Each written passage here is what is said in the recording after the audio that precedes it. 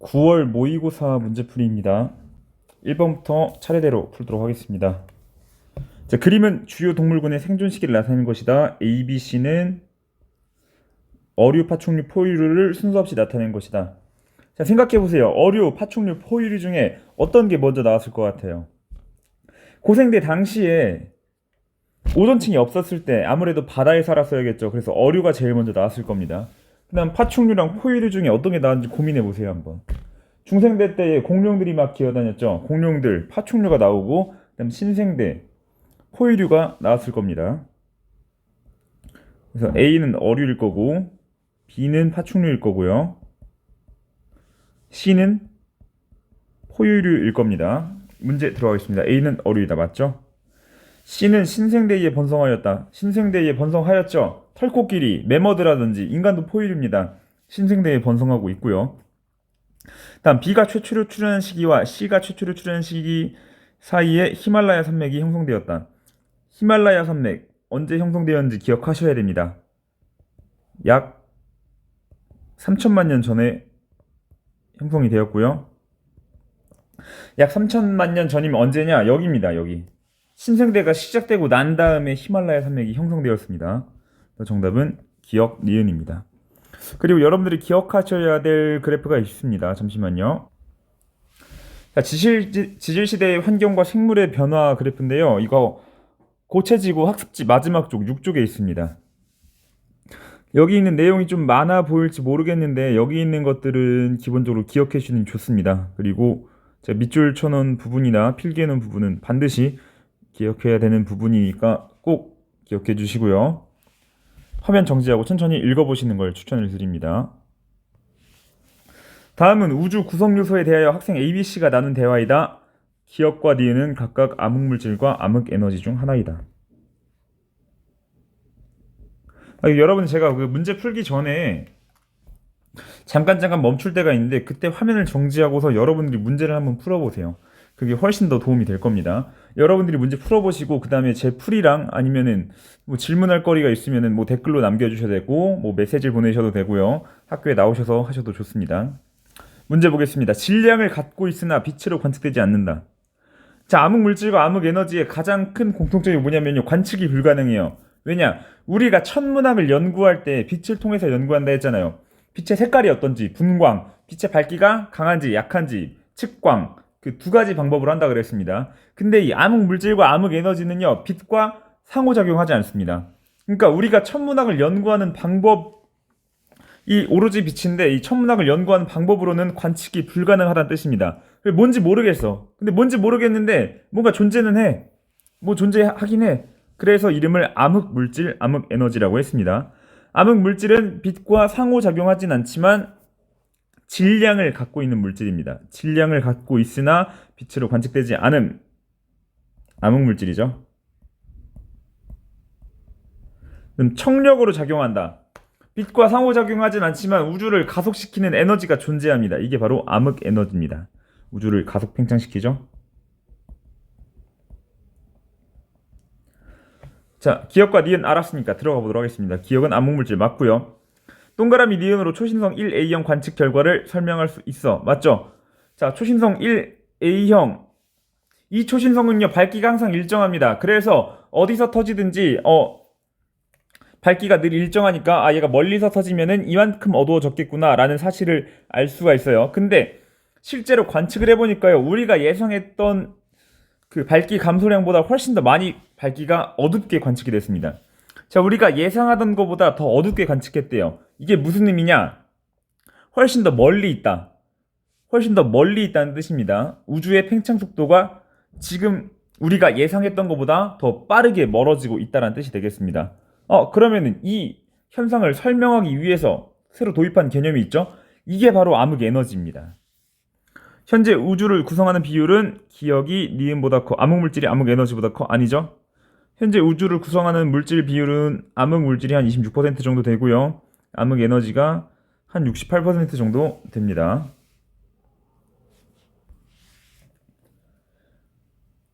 (3번입니다) 그림은 대서양의 심층순환을 나타낸 것이다. 술계 ABC는 각각 남극 저충수, 남극 중충수, 북대서양 심층수 중 하나이다. 여러분 이 남극 저층수, 중층수, 북대서양 심층수 각각 위치 아셔야 됩니다. A는 남극 저층수고요. 모르시면은 지금부터 뭐 필기하고 알아가시면 됩니다.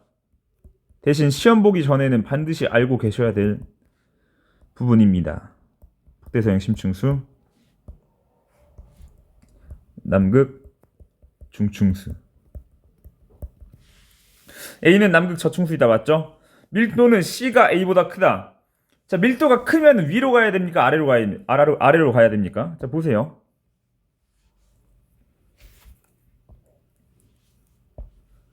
자, 바다가 있어요. 바다에 쇳덩이랑 나무 토막을 던져봅니다. 그럼 나무 토막은 바다 위에 뜨겠죠? 근데 쇠는 바다 아래로 가라앉겠죠? 왜냐? 쇠는 물보다 밀도가 큽니다. 근데 나무는요, 물보다 밀도가 작습니다. 자, 밀도가 큰 건 아래로 내려가고요, 밀도가 작은 건 물에 뜹니다. 이거는 그 자연의 섭리예요, 섭리. 이건 제가 이것 때문에 그렇다, 뭐 저것 때문에 그렇다. 이건 제가 왈가왈부할 게 아닙니다. 그냥 밀도가 크면은 가라앉아요. 자, 근데 밀도 A랑 C 비교해보세요. 자, C는 여기 가장 위에 있습니다. A는 가장 아래에 있습니다. 그럼 밀도, 뭐가 더 큰 거예요? A가 밀도가 더 크겠죠? C가 A보다 크다? 아닙니다. 디귿, 빙하가 녹은 물이 해역 P에 유입되면은 B의 흐름은 강해질 것이다. 자, 염분에 관련된 문제입니다. 염분. 자, 일단 염분이 뭐냐? 해수 1kg에 포함된 염류의 양입니다. 해수 1kg에. 자, 그럼 해수는 뭐예요? 물과 염류가 섞여 있는 게 해수겠죠? 자, 근데 빙하가 녹은 물은 담수입니다. 민물. 자, 여기 물이 증가했대요. 그러면 염분 증가하겠어요, 감소하겠어요? 자, 물이 증가했다는 얘기는 여기 분모가 커진다는 얘기죠. 분모가 커지면 이 염분의 값은 줄어들겠죠. 자, 그럼 염분이 감소하면요, 해수 밀도 어떻게 될까요? 염분이 감소하니까 밀도는 감소하겠죠. 밀도는 염분이 클수록, 수온이 낮을수록 그 밀도가 커지는데요. 염분이 감소하게 되면은 밀도도 작아지게 됩니다. 밀도가 작아지게 되면 아래로 내려가려고 하겠어? 안 내려가려고 그러겠어? 자, 밀도가 작아지게 되면 아래로 내려가려는 힘이 약해지겠죠. 그래서 B의 흐름은 약해질 것입니다. 여러분, 그리고 이거 제가 푼 필기 버전은 팀즈 파일 탭에 이미 올려져 있습니다. 그걸 같이 보셔도 좋고요. 가능하면은 풀고 난 다음에 복습할 때 필기 버전 보는 걸 추천드리겠습니다. 자, 4번. 다음은 어느 지질구조의 형성 과정을 알아보기 위한 탐구이다. 자, 양쪽 끝을 서서히 잡아당겨. 얘는 횡압력입니까? 장력입니까? 당기는 힘은 장력이죠. 일단 그 기역에 해당하는 힘은 횡압력이다. 아니죠. 횡압력은 양쪽에서 누르는 힘입니다. 요게 횡압력이에요. 요게. 니은 다는 지층의 침식 과정에 해당하는 다. 3과 같이 지점토 판 위쪽을 수평으로 자른다. 침식 과정에 해당하죠. 라에서 부정합 형태의 지질 구조가 만들어지죠. 자, 이거 부정합인지 어떻게 설명해야 돼, 이걸? 그냥 부정합의 형성 과정을 알고 있는지 물어보는 문제입니다. 부정합의 형성 과정을 알고 있었다면은 간단하게 풀 수 있는 문제예요. 자, 천천히 설명해 보도록 하겠습니다. 그러면은 그래도 3점짜리 문제니까 천천히 보도록 하겠습니다. 자, 잘린 지점토판 3개를 하나씩 순서대로 쌓은 뒤, 자, 여기 보시면은 지점토판이 시간 순서대로 차례대로 쌓였죠. 이렇게 쌓였을 때 지층이 이런 식으로 쌓였을 때는 정합이라고 합니다. 연속적으로 쌓였습니다. 지층이 차례대로 연속적으로 쌓였고요.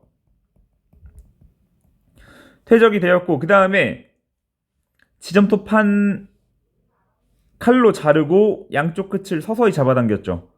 장력입니다. 장력. 자, 장력이 작용하면은 여기선 정단층이 형성이 되겠죠. 단층.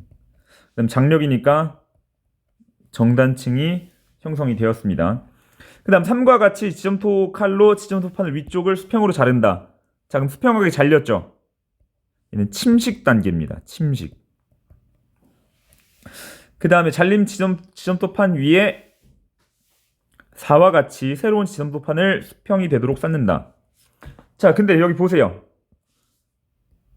우리가 그냥 지점토판이 쌓인 순서를 보면요, 그냥 연속적으로 쌓인 것 같죠.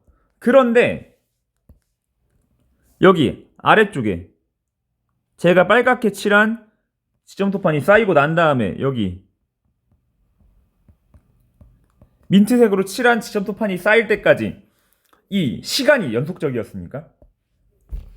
자, 물리적으로는 연속적으로 보일진 몰라도 이 두 개의 두 개의 지점토판이 쌓이기 전까지는요, 여기 단층도 생겼고요, 그 다음 침식도 당했고요, 시간은 연속적으로 쌓이지 않았습니다. 그러면은 여기 사이에 이 부분을 부정합이라고 부를 수가 있겠죠? 왜냐?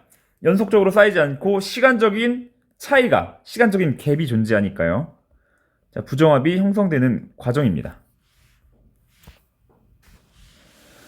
5번 그림 가는 2004년부터 그린란드 빙하의 누적 융해량을 나는 전 지구에 일어난 빙하 융해와 해수의 열팽창에 의한 평균 해수면 높이 편차를 나타낸 것이다. 자, 이 문제는요, 제가 늘 얘기하는 자료 해석에 관련된 문제입니다. 우리가 뭐 빙하가 뭐 왜 녹는지, 아니면 빙하 녹아서 어떤 일이 벌어지는지, 그거는 크게 알 필요가 없어요. 문제 보도록 하겠습니다. 그린란드 빙하 융해량은 동그라미 니은 기간보다 많다. 보겠습니다. 자, 빙하의 누적 융해량이죠. 동그라미 기억 기간에는 어느 정도 차이가 있는지 보도록 하겠습니다. 이 정도 차이가 있었네요. 그 다음 동그라미 니은 기간에는요, 요 정도 차이가 있었네요. 그럼 기억과 니은 중에서 어떤 게 더 빙하가 많이 녹았다는 얘기야? 동그라미 니은이 더 많이 녹았다는 얘기겠죠? X. 니은 나의 해수 열팽청에 의한 해수면의 평균 높이 편차는 2015년이 2010년보다 크다. 자, 2010년, 2015년 해수의 열팽창에 의한 높이 편차. 자, 해수에 열팽창이 있으면은 해수면 높이가 증가하겠죠. 2010년에는요. 2015년에는요. 2015년이 훨씬 크죠. 자, 디귿 나의 전 기간 동안 해수면의 평균 높이 상승률은 해수의 열팽창에 의한 것이 빙하의 융해에 의한 것보다 크다.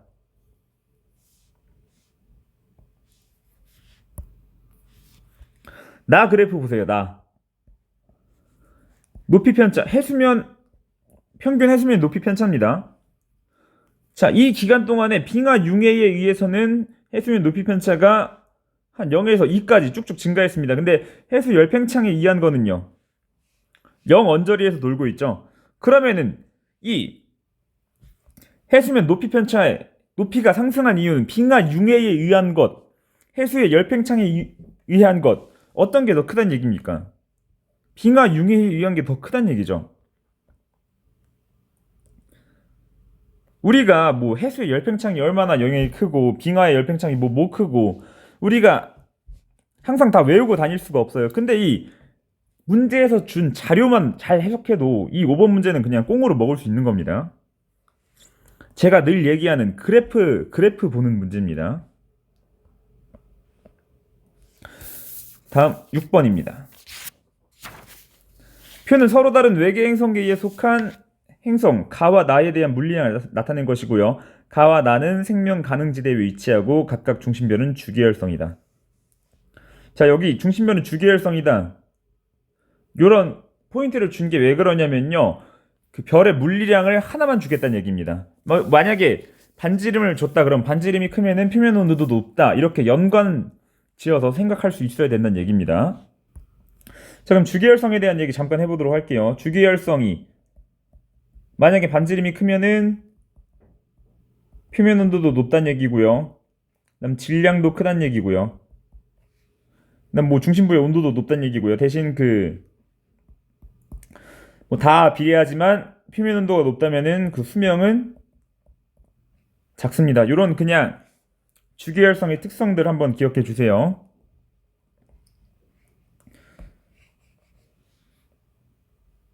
자, 기억은 1보다 작다입니다. 보도록 하겠습니다. 자, 일단 태양 중심별의 광도가 0.0005예요. 태양은 1이고요.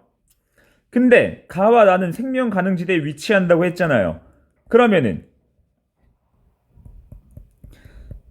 태양이 있고 행성이 있는데, 자, 태양과 지구 사이의 평균적인 거리를 1AU라 그럽니다.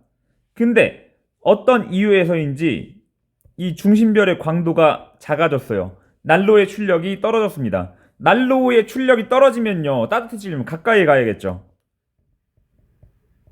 출력이 작은 주기혈성이면요, 중심별에 가까이 위치해야 될 겁니다. 그러면은 중심별까지의 거리 1AU보다 작아져야겠죠. 기억은 1보다 작겠죠. 자, 니은, 동그라미 니은은 1보다 작다 보도록 하겠습니다. 단위 시간당 단위 면적이 받는 복사 에너지의 약. 단위 면적이 나오면요, 제가 플럭스라고 했죠. 플럭스. 자, 플럭스는 여기 표면 온도와 연관이 있습니다. 자, 그럼 행성의 표면 온도를 물어보는 문제입니다. 근데 중심별의 광도가 태양보다 좀 더 뜨겁대요. 태양보다 조금 더 뜨겁대.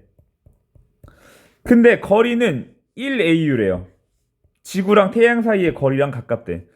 근데 생명 가능지대에 위치하니까 아마 생명 가능지대랑 이렇게 좀 약간 걸쳐져 있나 봐요.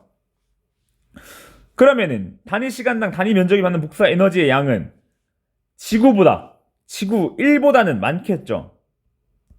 왜냐? 난로랑 거리는 똑같은데 난로의 출력이 올라갔대요. 그럼 전보다 조금 더 더워지겠죠? 니은은 1보다 크게 됩니다. 디귿. 생명 가능지대의 폭은 나이의 중심별이 가이의 중심별보다 좁다. 자, 생명 가능지대의 폭은 중심별의 온도가, 만약에 중심별의 온도가 낮다면요, 생명 가능지대는 가까이 위치하고 폭도 좁아질 겁니다. 근데 중심별의 온도가 더 크다면요, 생명 가능지대는 뒤로 밀려나고요, 범위도 넓어질 거예요. 자, 추운 난로, 출력이 약한 난로와 출력이 강한 난로를 생각해 보시면 됩니다. 출력이 약한 난로는 그냥 앞에만 따뜻해요. 뒤에 사람들은 너무 춥습니다. 근데 출력이 강한 난로는요, 앞에는 너무 뜨거워. 그러면 좀 약간 물러나야겠죠? 근데 출력이 세니까 다 같이 따뜻해질 수가 있겠죠? 나의 중심별이 가의 중심별보다 넓겠죠? 기억 X가 되겠습니다. 그림은 잘 발달한 태풍의 물리량을 태풍 중심으로부터 거리에 따라 계략적으로 나타낸 것이다. ABC는 해수면상의 강수량, 기압, 풍속을 순서 없이 나타낸 것이다. 여러분, 문제를 항상 잘 읽어보셔야 됩니다. 그냥 그래프랑 보기만 보고 문제를 풀면은 헷갈리기가 쉬워요. 그래서 문제에 있는 힌트를 잘 보셔야 돼요. 여기 나오는 문제들이 여러분들 틀리라고 내는 문제가 아니라 여러분들이 잘 맞출 수 있는지, 우리가 준 힌트를 토대로 잘 맞출 수 있는지를 보는 겁니다. 자, 일단 B를 보겠습니다. B. 중심부에서 가장 작고요. 그 다음 멀어질수록 높아지고 있죠. 태풍, 열대 저기압이라 그랬습니다. 중심부에서 저기압이 위치하고요, 멀어질수록 높아지는 걸 보니 B는 기압이겠습니다. 그 다음 A는요, 중심부에서 거의 0에 가까운데 살짝 먼 곳에서 피크를 찍었다가 멀어질수록 감소하고 있죠. 얘는 풍속인 것 같아요. 그 다음 남은 C는 강수량이 되겠습니다. 자, B는 강수량이다. 아니죠. 니은, 동그라미 기억 지역에서는 상승기류가 나타난다. 자, 어떻게 알 수 있냐? 상승기류가 나타나면 구름이 생긴다 그랬어요. 자, 구름이 생기면은 비가 내리겠죠? 근데 기억 지역에는 여기 강수량이 많이 나타나고 있네요. 그리고 태풍의 주변이니까, 태풍의 중심에 가까이 위치하고 있으니까 상당히 강한 상승기류가 나타나고 있을 겁니다. 디귿, 1기도에서 등압선 간격은 디귿 지역에서가 니은 지역에서보다 조밀하다. 자, 열대 저기압, 태풍의 중심에 가까울수록 풍속이 세지고 있죠. 등압선의 간격이 좁다는 얘기입니다. 자, 그 풍속 같은 경우는요, 이런 등압선이라고 했을 때 등압선이 듬성듬성 있는 것보다 등압선이 이렇게 촘촘할 때가 훨씬 더 풍속이 강합니다. 그리고 태풍은 중심부에서 등압선이 가장 오밀조밀하고요.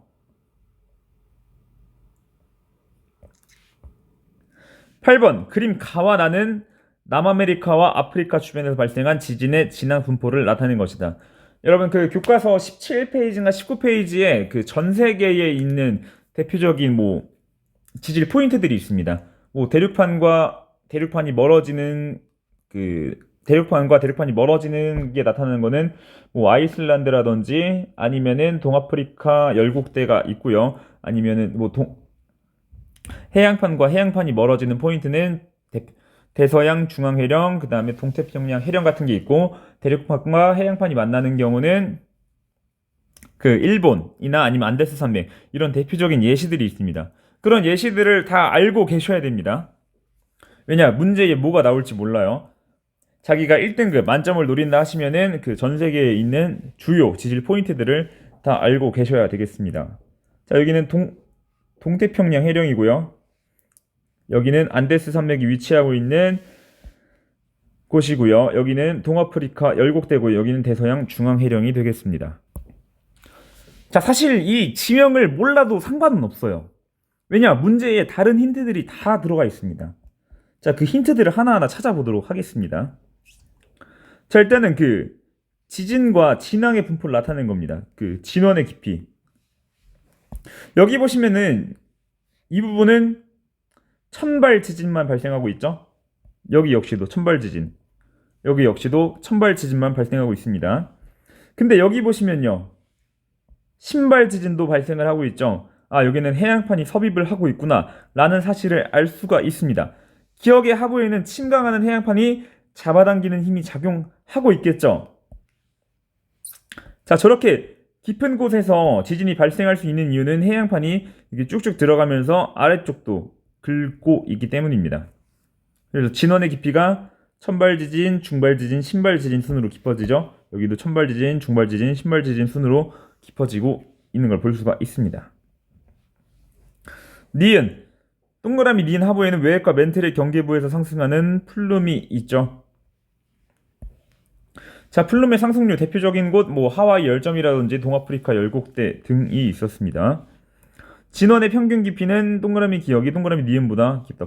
볼게요. 진원의 깊이. 동그라미 니은은 0에서 70 정도입니다. 근데 동그라미 기억은요, 0에서 300 이상까지도 가고 있죠. 평균적인 진원의 깊이는 동그라미 기억이 훨씬 깊죠. 지구과학이 다 이런 식입니다. 그냥 그림만 잘 읽어도 문제 점수를 줘요. 9번 그림은 두 운하 A, B가 탄생한 후 연간 생성된 별의 총 질량을 시간에 따라 나타내는 것이다. A와 B는 허블 분류 체계에 따르면 서로 다른 종류이며 각각 E0와 SB 중 하나이다. 자, E0는 타원 은하죠. SB는 정상 나선 은하입니다. 막대 나선 은하는 이렇게 쓸 수가 있어요. 자, 근데 A 보시면은 여기선 별이 연간 생성된 별의 총 질량이 굉장히 폭발적이죠. 어마어마하게 많습니다. 근데 B는 별로 없어요. 자, 여기만 보게 되면은 A가 나선 은하인가?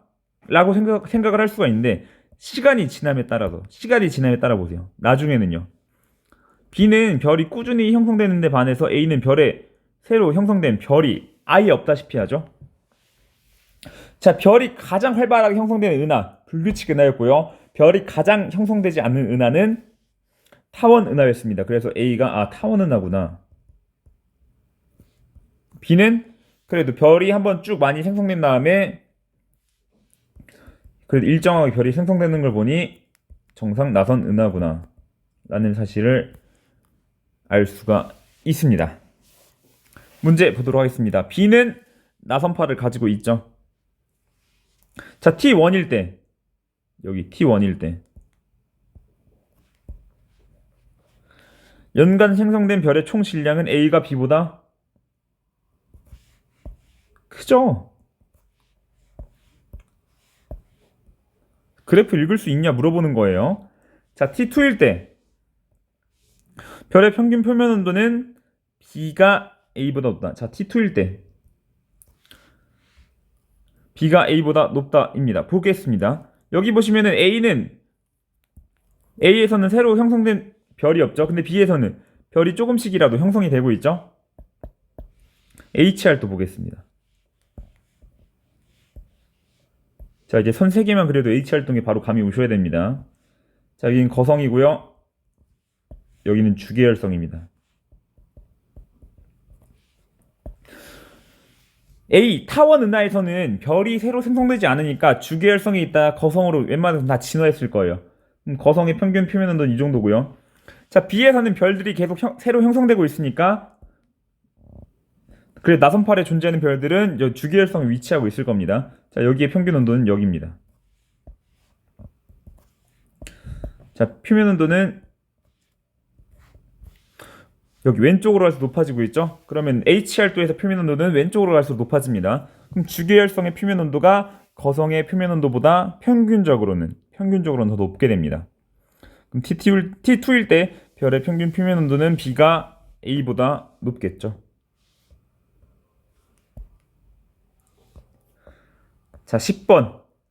그림 가와 나는 장마 기간 중 어느 날 같은 시각 우리나라 부근의 지상 1기도와 적의 영상을 각각 나타낸 것이다.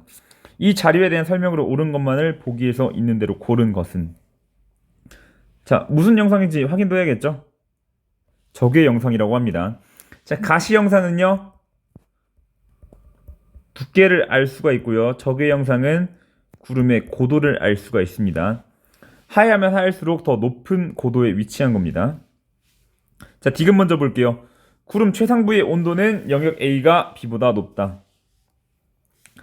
자, 땅에 가까워질수록 표면 온도가 높아지겠죠? 우리 산 높게 올라가면 춥잖아요. 자, 그렇다는 얘기는 땅이 온도가 높고 검은색일수록 온도가 높고요. 하얀색일수록 온도가 낮다는 얘기입니다.